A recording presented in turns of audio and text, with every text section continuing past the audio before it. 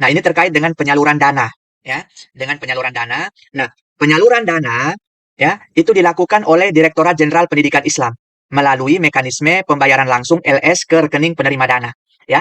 Jadi mulai tahun 2023 ini, MI, MTS, MA, MAK yang swasta itu penyalurannya dilakukan oleh Dirjen Pendis melalui LS ke rekening penerima dana. Nah, kalau untuk jenjang MI, MTS, MA itu sudah terbiasa, sedangkan RA yang baru kali ini melalui pusat. Ya.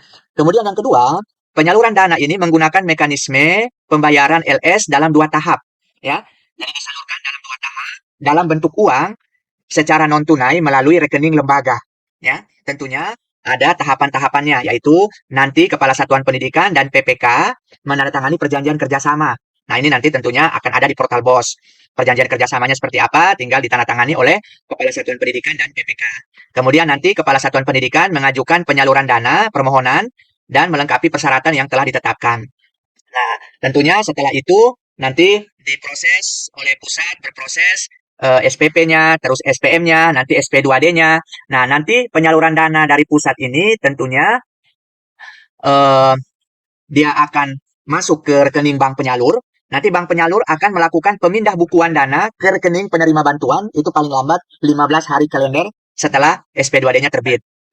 Ya, nah penyaluran dana tahap 1 ini itu terhitung dari Januari sampai dengan Juni 2023. Kemudian untuk tahap 2 itu mulai pada bulan Juli sampai dengan Desember 2023.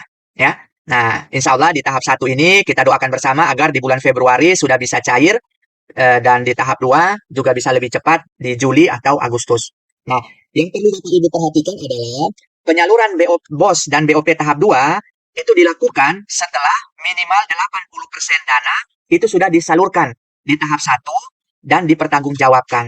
Ya, jadi dana yang tahap 1 Bapak Ibu sudah terima itu minimal dipakai 80% baru bisa disalurkan tahap 2. Nah, ini yang perlu diperhatikan kenapa? Karena beberapa madrasah itu kemarin itu ada madrasah yang tidak dapat disalurkan BOS tahap 2-nya. LPJ tahap 1 itu tidak dibuat, ya, tidak dibuat. Sehingga tahap 2-nya tidak bisa disalurkan. Nah, nanti tentunya kewajiban Kepala Satuan Pendidikan adalah menyampaikan LPJ yang sudah dibuat, ya, sudah dibuat pada akhir periode atau akhir tahun anggaran. Jadi LPJ tahap 1 dan LPJ tahap 2. Oke.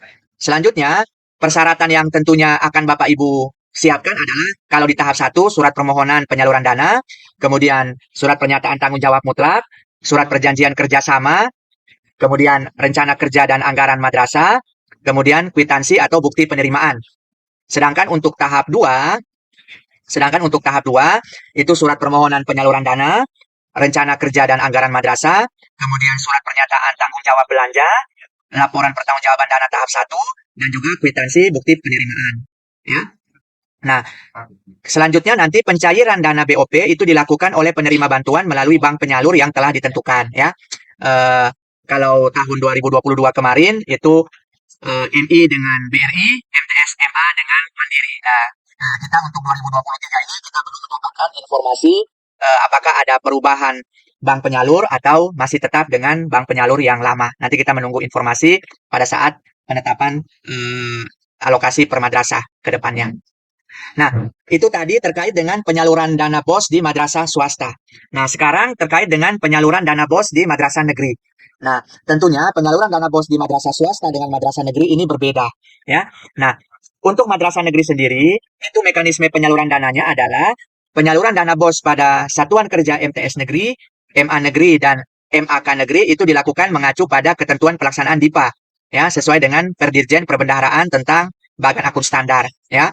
Ya, jadi seperti yang sudah diketahui bersama di madrasah negeri itu dana BOS-nya itu langsung diinputkan di RKA KL masing-masing sesuai dengan akun-akun yang sudah ditetapkan berdasarkan RKM Rencana Kerja Anggaran Madrasah.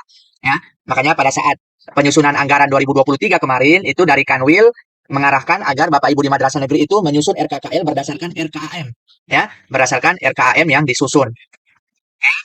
Kemudian untuk mekanisme pencairan dananya pencairan dana BOS pada Satker MTS Negeri, MAN, MAKN itu mengacu pada jadwal rencana pengajuan pencairan dana BOS selama 1 tahun anggaran. Artinya bahwa Bapak Ibu di madrasah negeri itu membuat RPD, rencana penarikan dana pada dana BOS yang sudah Bapak Ibu terima, ya, dengan membuat SPM yang memisahkan SPM dana BOS dari SPM DIPA non BOS, ya. Jadi ini menjadi catatan kepada Bapak Ibu di madrasah negeri untuk membuat rencana penarikan dana khusus untuk dana BOS. Nah, sedangkan untuk dana BOS pada madrasah ibtidaiyah negeri MIN itu dialokasikan pada DIPA kantor Kementerian Agama Kabupaten Kota, ya. Maka proses pencairannya itu dilakukan oleh PPK yang ditetapkan oleh KPA pada kantor Kementerian Agama Kabupaten Kota itu. Ya, jadi ini sedikit berbeda dengan yang di MTS, MAN, dan MAKN. Ya, nah ini kalau di MIN maka pencairannya itu dilakukan oleh PPK yang ditetapkan oleh KPA di Kankemenag Kabupaten Kota, di mana DIPA MIN itu berada. Nah, selanjutnya kantor Kementerian Agama Kabupaten Kota itu wajib menyalurkan BOS NI berdasarkan alokasi yang ditetapkan oleh Dirjen Pendis. Ya. Nah, artinya begini Bapak Ibu. Kemarin pada saat penyaluran, pada saat perencanaan dana BOS di tahun 2023 ini, itu sudah ditetapkan BOS min 1 sekian, BOS min 2 sekian, BOS min 3 sekian, BOS min 4 sekian. Contoh di Alor ada 6 min, BOS min 5 sekian, BOS min 6 sekian. Itu sudah ditetapkan dalam SK Dirjen Pendis. Bapak Ibu di Kemenag Kabupaten Kota itu wajib menyalurkannya sesuai dengan itu. Tidak boleh diselang-seling. Oh, BOS min 1 karena dia tetap di Pendis, ada kelebihan di BOS min 1 lari ke BOS min 2. Nah, atau ada kekurangan di BOS min 5 ambil dari BOS min 6. Nah, ini tidak boleh. Ini perlu diperhatikan oleh Kementerian Agama Kabupaten Kota di mana BOS min itu berada. Jadi wajib itu menyalurkan, mencairkan dana BOS sesuai alokasi yang ditetapkan oleh Dirjen Pendis. Ya, tidak boleh di lari kiri kanan antar min meskipun dia dalam satu DIPA. Ya, itu perlu diperhatikan oleh Kementerian Agama Kabupaten Kota. Kemudian KPA pada kantor Kementerian Agama Kabupaten Kota itu dapat menetapkan kepala min yang memiliki sertifikat Barjas sebagai PPK. Nah, ini menjadi perhatian bagi Bapak Ibu kepala min apabila ingin menjadi PPK di madrasahnya sendiri, maka dia wajib memiliki sertifikat Barjas karena itu sudah ditentukan dalam Juknis BOS maupun regulasi di atasnya. Nah, apabila kepala min tidak memiliki sertifikat dimaksud, maka KPA dapat menunjuk kepala min lainnya atau pegawai negeri sipil lainnya di kantor tersebut yang memiliki sertifikat Barjas sebagai PPK. Ya, jadi ini perlu menjadi catatan kepada Bapak Ibu di kepala min. Karena tadi di poin sebelumnya bahwa pencairan dana BOS itu menjadi kewenangan PPK yang ditunjuk KPA. Jadi kalau Bapak Ibu kepala min bukan PPK, berarti pencairannya itu ada tetap di kantor Kemenag Kabupaten Kota. Nah, KPA, kan Kemenag Kabupaten Kota, itu menetapkan bendahara pengeluaran pembantu BPP di tingkat MIN yang bertugas membantu BP untuk mengelola dan melaksanakan pembayaran atau belanja dari dana BOS di tingkat MIN. Ya. Nah, ini berarti di MIN itu bisa ada PPK, bisa ada MIN, tentunya dengan syarat BPP dengan syarat-syarat yang harus dipenuhi. Nah, KPA tadi bisa menunjuk BPP di tingkat MIN. Ya, kalau di MTSN, kalau di MAN itu pasti ada namanya bendahara pengeluaran. Kalau di MIN, karena dia bukan satuan kerja, maka dia bisa ditunjuk hanya bendahara pengeluaran pembantu. Ya, nah nanti tugas dari bendahara pengeluaran pembantu ini adalah membantu bendahara pengeluaran di Kemenag Kabupaten Kota untuk mengelola dan melaksanakan pembayaran belanja dari dana BOS sesuai dengan alokasi dana BOS pada MIN yang sudah ditetapkan. Ya, namun ada perlu catatan Bapak Ibu, ini yang sering menjadi hal yang dilewatkan, yaitu sesuai Peraturan Presiden Nomor 7 Tahun 2016 tentang sertifikasi bendahara pada satuan kerja, pengelola anggaran, pendapatan, dan belanja negara, dan peraturan turunan lainnya yang dipertegas dengan Perdirjen Perbendaharaan Nomor 23 Tahun 2017 tentang petunjuk teknis sertifikasi bendahara, maka yang bisa ditunjuk sebagai BPP atau bendahara pengeluaran pembantu itu harus memiliki sertifikasi bendahara. Ya, jadi BPP di MIN itu harus memiliki sertifikasi bendahara. Kalau di MIN bendaharanya tidak memiliki sertifikasi, maka itu bendahara yang tidak diakui secara regulasi keuangan. Nah, makanya ini banyak perdebatan di madrasah, kami kok punya BPP tapi tidak mengelola uang secara langsung, UP-nya, TUP-nya, karena memang banyak yang terjadi di MIN itu BPP-nya tidak memiliki sertifikasi bendahara. Sehingga secara regulasi keuangan yang diterapkan dalam aplikasi Sakti itu tidak bisa terakomodir. Nah, seperti itu Bapak Ibu. Ya, jadi kalau dari Min ingin mengelola dana bosnya secara mandiri, maka dua hal yang perlu dia siapkan, yaitu kepala madrasahnya harus memiliki sertifikat Barjas agar bisa ditunjuk sebagai PPK, dan kedua, bendaharanya harus tersertifikasi bendahara agar bisa ditunjuk sebagai BPP secara resmi.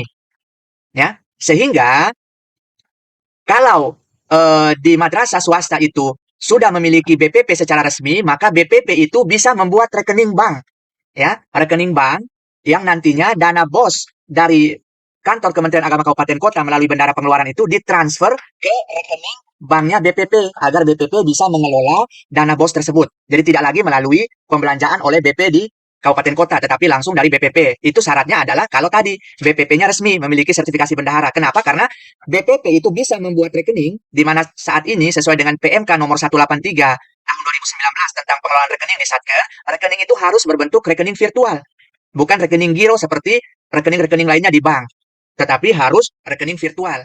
Nah, salah satu syarat untuk membuka rekening virtual adalah bendaharanya itu harus tersertifikasi. Nah, jadi seperti itu, Bapak Ibu yang ada perdebatan di Min yang kenapa dari kantor itu tidak memberikan dana langsung ke Min tetapi dibelanjakan lewat BPP karena memang sesuai regulasi yang tercantum dalam Juknisbos maupun regulasi lainnya eh, terkait dengan keabsahan dari bendahara di Min itu. Ya, jadi sekali lagi BPP di Min itu wajib memiliki sertifikasi bendahara sehingga dia bisa membuka rekening virtual, kemudian dana bos Min itu bisa dilakukan transfer ke rekening BPP untuk dikelola secara mandiri. Ya, itu. Nah, kalau memang tidak seperti itu, maka tentunya pengelolaan dana BOS di Min itu sepenuhnya dikelola oleh bendahara pengeluaran di Kementerian Kabupaten Kota. Terus bagaimana posisi yang di Min? Posisi di Min adalah mengajukan RAB, seperti yang disampaikan oleh Pak Kasih tadi, bahwa di Min mengajukan RAB secara detail dan terperinci, yang kemudian biasanya kantor Kementerian Agama Kabupaten Kota itu lebih menggunakan TUP, ya, TUP ataupun UP, tapi biasanya lebih bagus pakai TUP sehingga RAB yang dari Min itu langsung diproses untuk pertanggungjawaban. Nah, jadi ini tentunya Min membuat RAB secara detail dan terperinci sehingga pembelanjaan yang dilakukan oleh bendahara pengeluaran itu tidak melenceng dari apa yang dibutuhkan oleh Min. Nah, tentunya ini dengan catatan Min membuat RAB yang detail dan terperinci. Nah, sehingga bendahara pengeluaran di Kementerian Kabupaten Kota itu tidak salah dalam melakukan pembelanjaan. Nah, ini yang perlu menjadi perhatian kita karena memang pengelolaannya itu ada di bendahara pengeluaran. Kalau di bendahara Min itu tidak punya BPP yang absah. Nah, ini yang perlu menjadi perhatian. Ya,